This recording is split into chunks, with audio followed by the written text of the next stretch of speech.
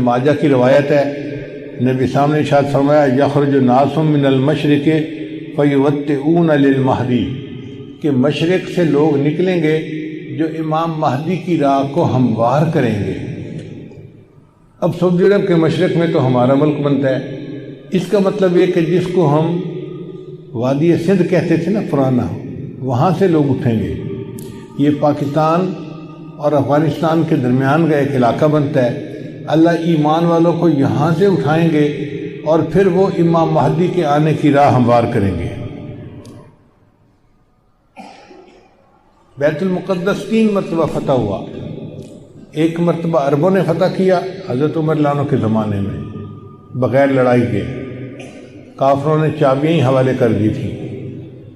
دوسری فتح پھر کردستان کا ایک نوجوان تھا جس کا نام تھا صلاح الدین ایوبی، اس نے صلیبی جنگیں لڑی اور کافروں سے بیت المقدس کو فتح کروا لیا۔ اب تیسری مرتبہ وہ پھر فتح ہوگا، اور ہمارا یہ گمان ہے کہ اللہ تعالیٰ یہ اعزاز پاکستان کے لوگوں کو عطا فرمائیں گے انشاءاللہ۔ اس ملک کو اللہ نے بنوایا ہی اس لیے ہے کہ اس ملک سے اللہ تعالیٰ نے ایسی فوج اٹھانی ہے، ایسے لوگ اٹھانے ہیں کہ جو دین کے لیے اٹھیں گے اور امام مہدی کی راہ کو ہموار کر دیں گے، ان کے لشکر کے فوجی بنیں گے۔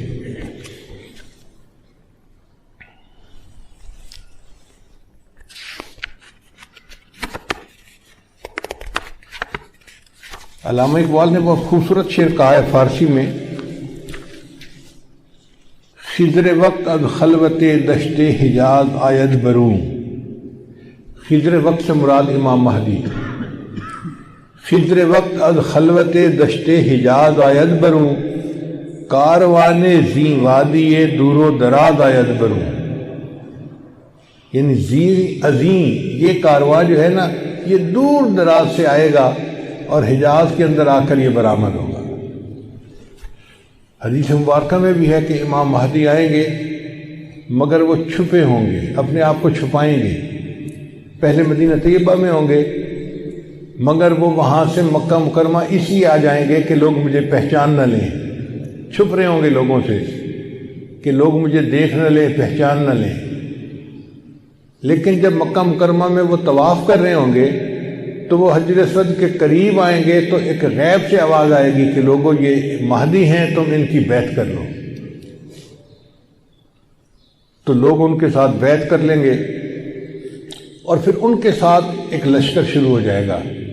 یہ لشکر ایسا ہوگا کہ جس نے بالآخر بیت المقدس کو فتح کرنا ہے۔ حدیث مبارکہ میں ہے کہ کالے جھنڈے یہ لے کر لوگ اٹھیں گے اور وہ اس کو جا کر بیت المقدس کے اندر گاڑیں گے، یعنی امام مہدی کے ہاتھ پہ اللہ تعالیٰ بیت المقدس کو فتح کروائیں گے۔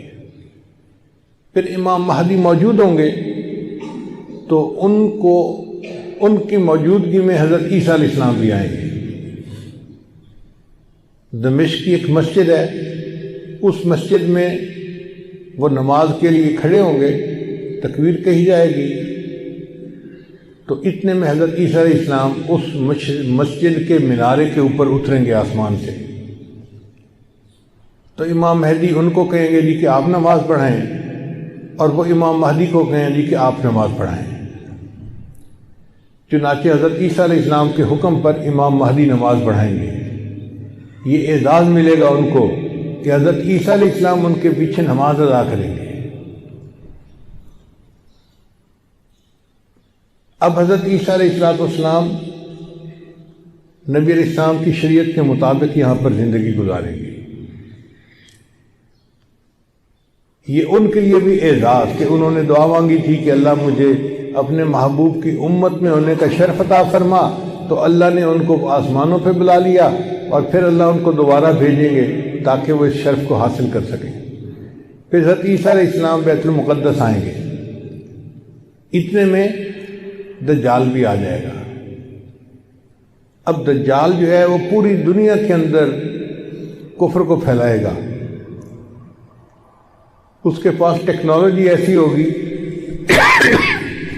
کہ بارش برسے گی، کھیتیاں زیادہ ہو جائیں گی، پھل زیادہ ہو جائیں گے اور لوگ اس کے پیچھے لگ جائیں گے مادی وسائل کی وجہ سے۔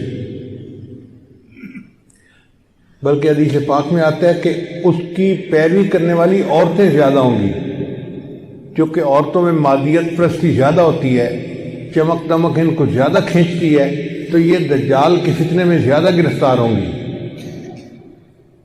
پھر حضرت عیسیٰ علیہ السلام کو جب پتہ چلے گا تو وہ دجال کی پیچھا کریں گے کہ اس کو قتل کریں۔ اب دجال وہاں سے بھاگے گا، تو بھاگ کے کہاں جائے گا؟ وہ اسرائیل جائے گا، اور وہاں پر ایک جگہ ہے، اس کا نام ہے باب لد۔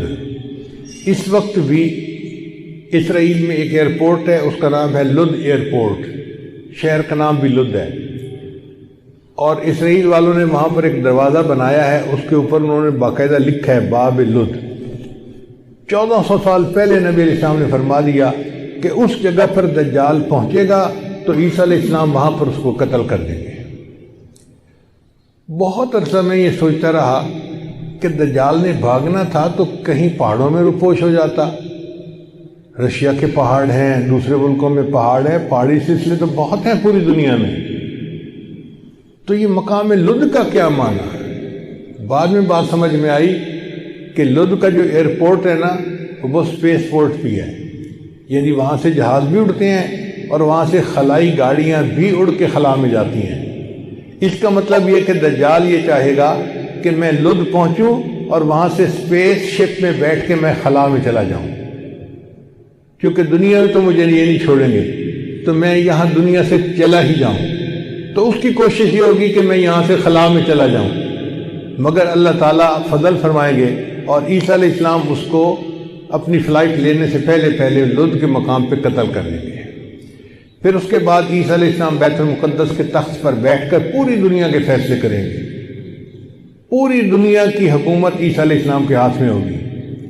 پھر عیسیٰ علیہ السلام صلیب کو توڑیں گے اپنے ہاتھوں سے، اور پھر یہود و نصارہ میں جو ان کی مخالفت کرے گا اس کو قتل کریں گے، حتیٰ کہ ایک ایسا وقت آئے گا کہ پوری دنیا میں ایک بھی بندہ غیر مسلم نہیں رہے گا، سارے مسلمان ہوں گے۔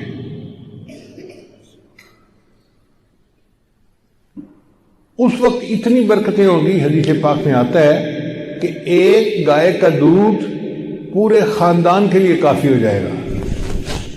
اب یہ بات تو سمجھ میں آتی ہے، آج ایسی گائے بن گئی ہیں جو 100 لیٹر دودھ دیتی ہیں ایک دن میں۔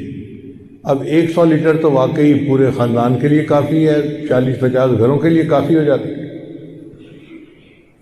یہ باتیں نبی صاحب نے اس وقت فرمائیں جب کہ لوگوں کو اس کا تصور بھی نہیں ہو سکتا تھا۔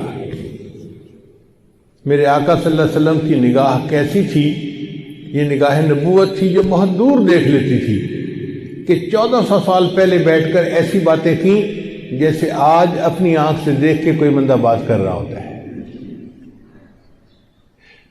پھر عیسیٰ علیہ السلام فوت ہو جائیں گے، اور اس کے بعد جو بگاڑ آئے گا نا وہ پرماننٹ بگاڑ ہوگا، اور اس کے بعد پھر قیامت قائم ہوگی علی شرار الناس، ان لوگوں پر جو سب سے زیادہ شریر لوگ ہوں گے۔ تو ایسے لگتا ہے حالات سے کہ قیامت کے بڑی بڑی نشانیاں پوری ہو گئیں، اب امام مہدی کے آنے کا وقت بہت قریب ہے۔ یہ جو حالات میں اتنی بڑی تبدیلی نظر آ رہی ہے نا، یہ